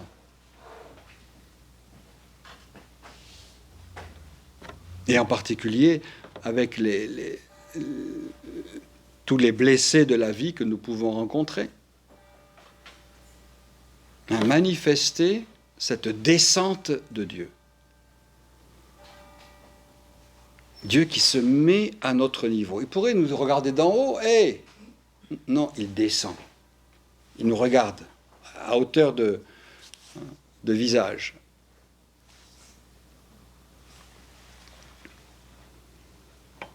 Vous voyez, toute l'expérience aussi que nous vivons dans ce sacrement de la réconciliation.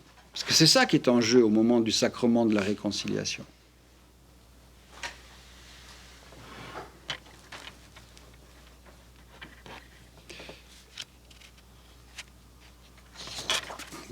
Comme toujours, je parle trop et le temps passe.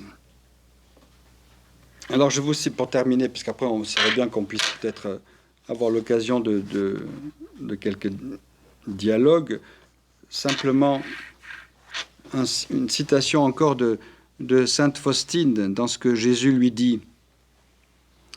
Il lui dit « C'est justement toi, mon enfant, qui as un droit exclusif à ma miséricorde. » Nous avons droit à la miséricorde du Père parce que nous sommes son enfant. Ça nous renvoie à beaucoup de choses par rapport à notre vocation. Permets à ma miséricorde d'agir en toi, dans ta pauvre âme. Permets aux rayons de la grâce d'entrer dans ton âme. Ils apportent avec eux la lumière, la chaleur et la vie. Ouais, c'est ce désir de Dieu. Mais ne mets pas d'obstacle à cet amour que je veux t'offrir. C'est terrible de se dire que le péché, c'est ça finalement. Ce n'est pas le manquement à la loi, le péché. Bon, ça peut l'être aussi, mais fondamentalement, ce n'est pas ça le péché. Le péché, c'est dire l'amour de Dieu, je n'en ai pas besoin. Je n'en veux pas. C'est ça le péché. Alors avec toutes les conséquences ensuite, pratiques. Mais fondamentalement, c'est ça. Alors le désir de Dieu, mais ne mets pas d'obstacle à l'amour que je veux t'offrir et qui va te permettre d'être dans la vie.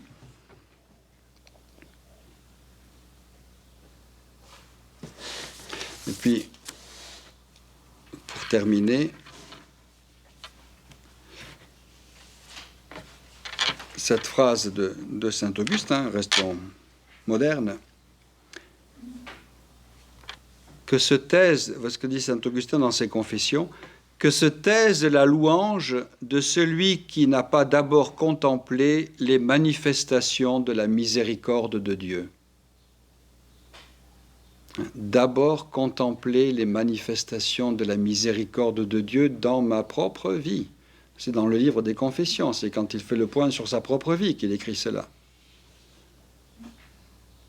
D'abord, je contemple, je prends conscience des merveilles que le Seigneur accomplit en moi, et c'est parce que je prends conscience de ces merveilles que je peux chanter ses louanges. C'est pas parce que je vais multiplier les formules de louange que je fais l'expérience de la miséricorde. C'est parce que j'ai fait l'expérience de la miséricorde que je peux chanter mes louanges. Si toutes les générations me disent bienheureuse, dit la Vierge Marie, c'est parce que le Seigneur accomplit en moi des merveilles. Mais c'est pas parce que je suis mieux que les autres que le Seigneur fait en moi des merveilles. C'est parce qu'il est miséricordieux. Et c'est le mot qui vient dans le Magnificat. Parce qu'il est miséricordieux, il accomplit en moi des merveilles, et c'est à cause de cela que je suis bienheureuse. Mais c'est exactement cela, l'expérience de la miséricorde que nous pouvons vivre personnellement et que nous sommes invités à vivre auprès des autres. Accueillir la miséricorde pour pouvoir ensuite chanter les merveilles de Dieu. De ce Dieu qui, comme dit saint Paul, est riche en miséricorde.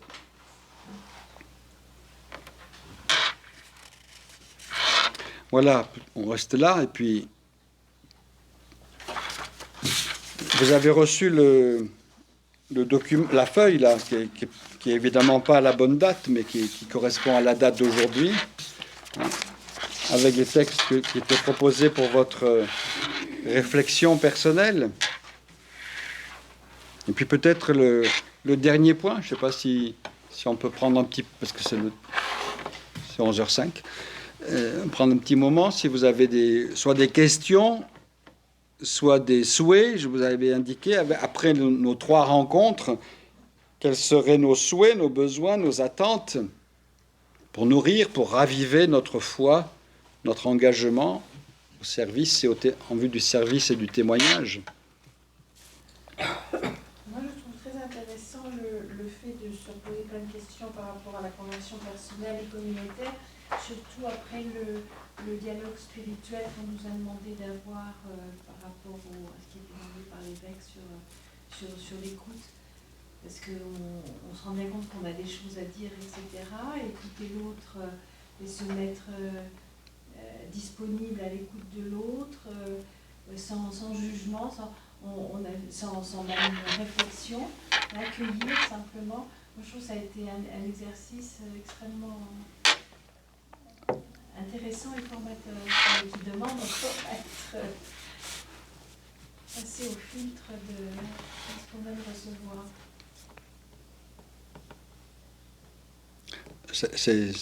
C'est un défi au quotidien, parce qu'on se rend compte que,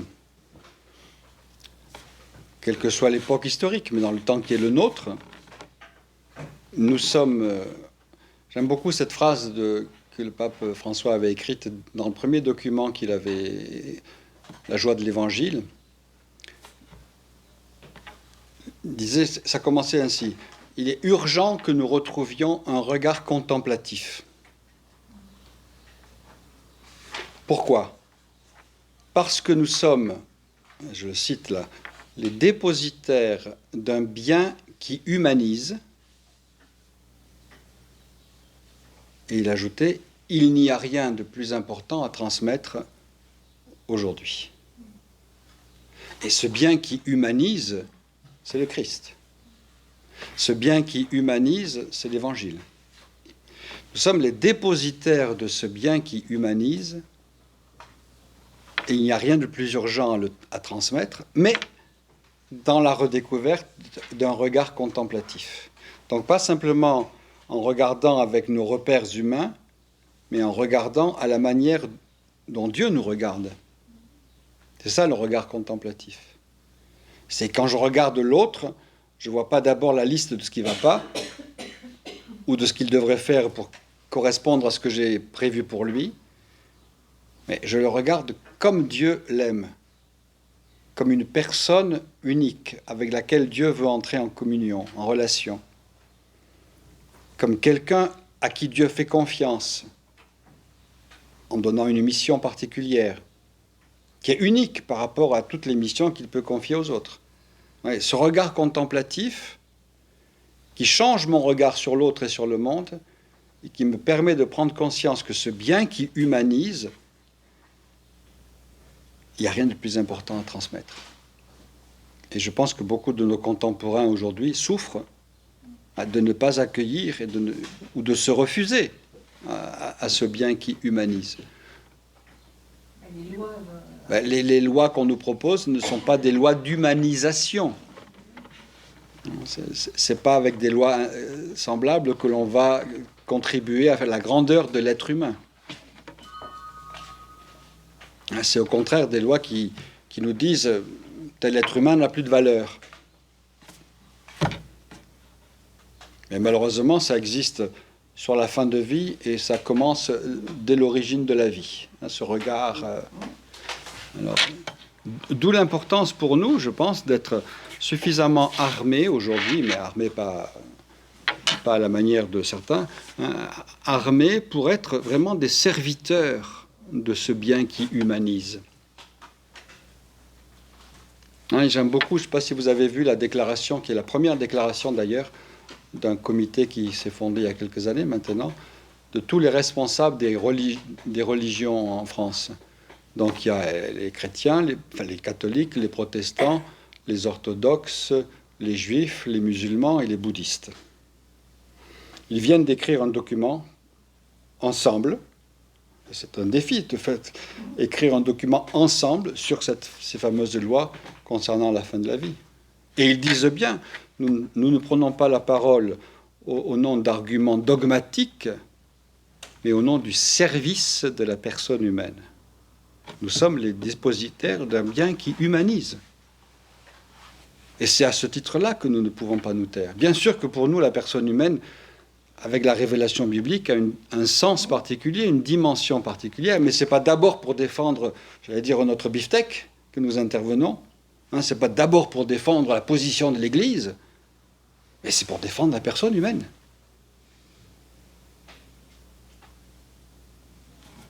Et donc là, il y a vraiment des enjeux très, très contemporains. Et vous savez, ça fait partie de ces portes qu'on ouvre et qu'on ne ferme jamais après. Hein. Voilà. Et une fois que c'est ouvert, c'est ouvert.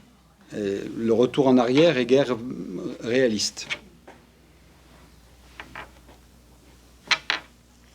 Mais il y a de véritables enjeux à l'égard de l'humain, à l'égard de notre humanité.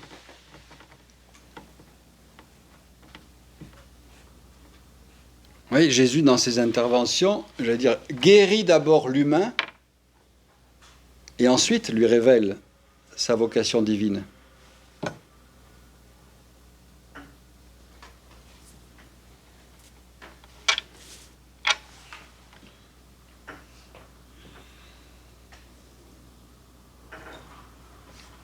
Mais encore. Oui, les souhaits seraient poursuivre cette réflexion pour de temps en temps avoir des remises à niveau, comme aujourd'hui, c'est comme ça. Mais voilà, il faut un trimestre. Pourquoi pas? Sur un sujet, et ça nous aide parce qu'on est souvent bien démunis. Mais... De réentendre des choses peut-être qu'on sait, qui étaient endormies. Voilà, des remises à niveau, comme aujourd'hui, sur la miséricorde, d'autres sujets, ça serait bien. Voilà mon souhait. Ça, c'est dit, que je partage. C'est dit et même enregistré, donc... Oui, c'est tellement riche, on peut être très riche. Et nous, ça nous aide beaucoup. Est-ce qu'on a le moyen pour savoir si dans les groupes qui sont rassemblés, s'ils sont toujours vivants? Ils vont pas enlever le micro, donc je ne sais pas si les gens ne questionnent pas, mais ce micro est toujours bloqué. On n'a pas le son. S'ils ont la possibilité d'intervenir, s'ils veulent poser des questions. Moi, on aura le son s'ils veulent parler.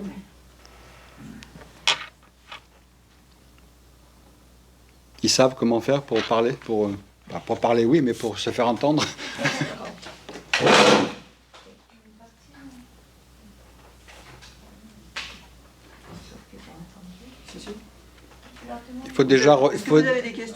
Il faut déjà louer leur courage et leur patience parce que c'est pas facile de suivre simplement par visio comme ça.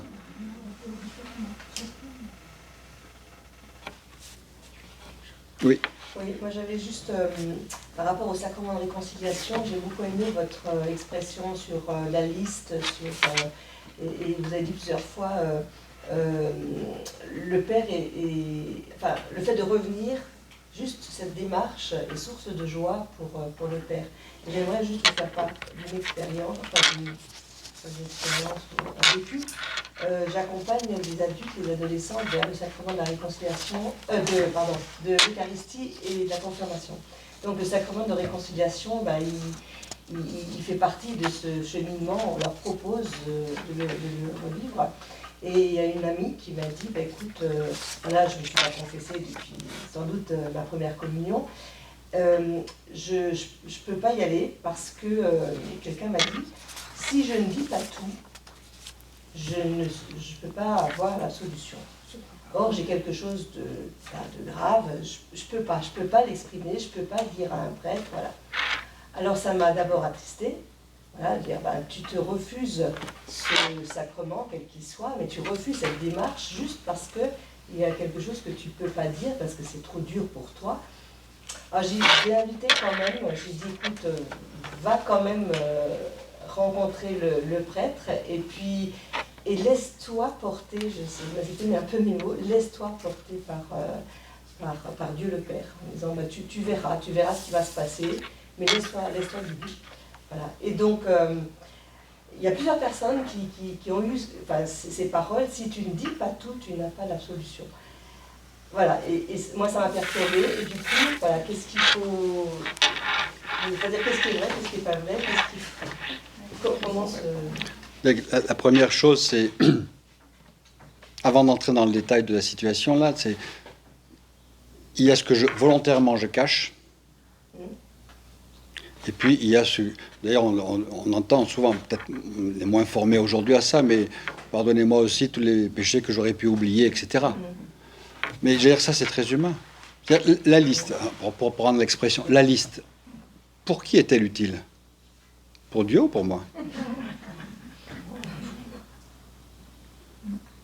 Dire, Dieu, c'est un peu difficile de lui cacher quelque chose. Donc c'est pour moi, en fait, c'est un outil pédagogique pour m'aider à la conversion. C'est m'inviter, oui, ben voilà.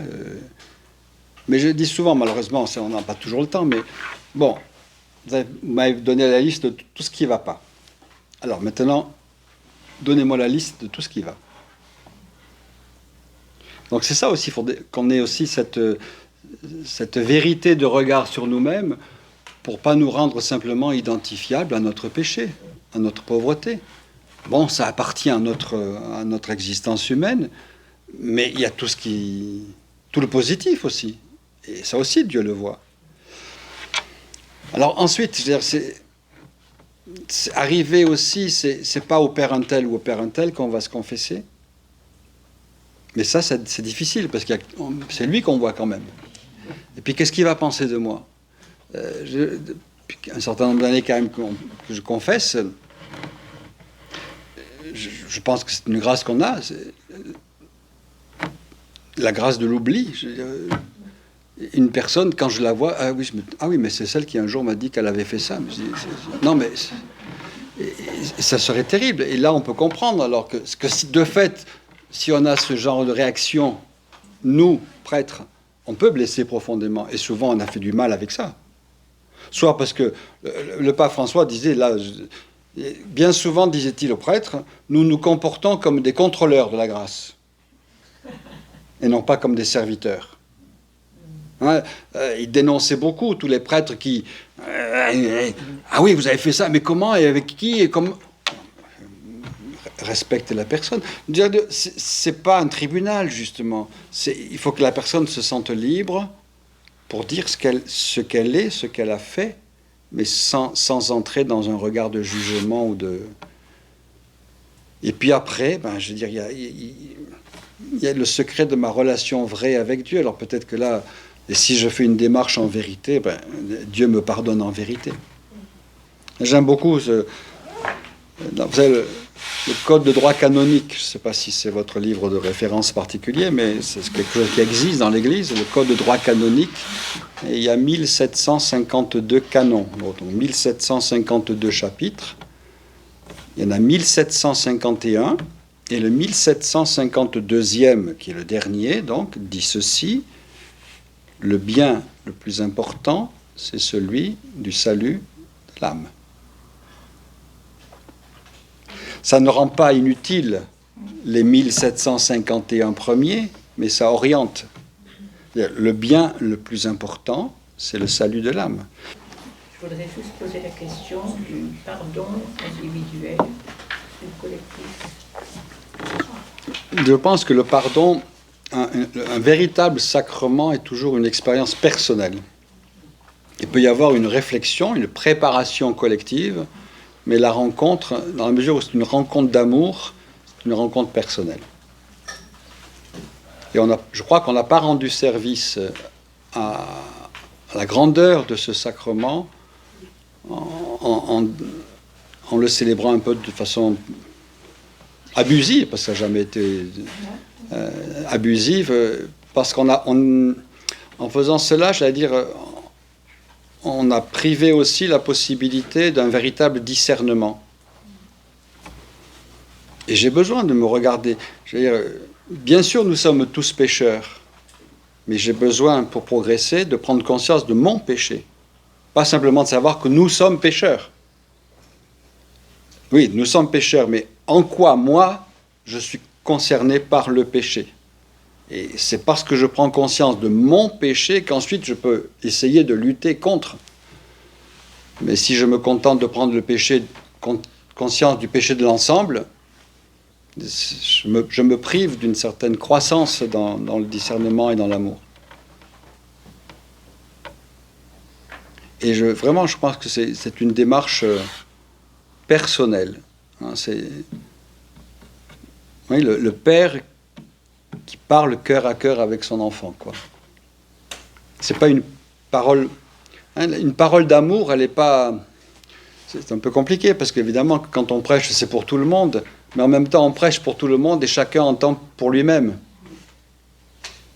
Et c'est assez curieux de constater que quelquefois, on a dit une parole et puis plusieurs personnes l'ont entendue différemment, mais pourtant c'était la même parole. Et je pense que la parole de réconciliation, on a besoin de l'entendre pour soi-même et pour sa propre vie. C'est pas par égoïsme, hein, c'est parce que c'est une rencontre interpersonnelle. Il y a la dimension communautaire qui peut précéder cette rencontre et l'accompagner. Et je pense qu'il est important, et c'est pédagogiquement, je crois, important, de dire « Et toi, tu es pardonné ». C'est aussi une question de responsabilité. Oui, c'est pour ne pas fuir sa responsabilité, et puis surtout pour grandir dans ce regard libéré par rapport à soi-même, quoi.